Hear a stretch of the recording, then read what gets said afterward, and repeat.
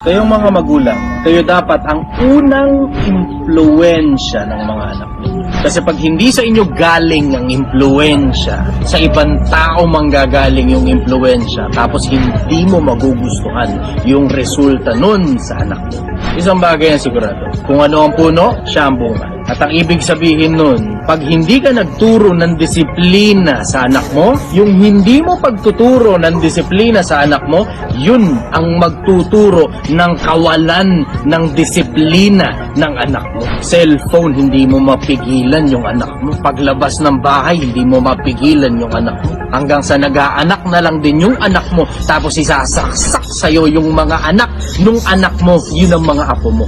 Meron akong narinig na isang kasabihan sa English. If you raise your children, then you can spoil your grandchildren. But if you do not raise your children, then you will worry about your grandchildren.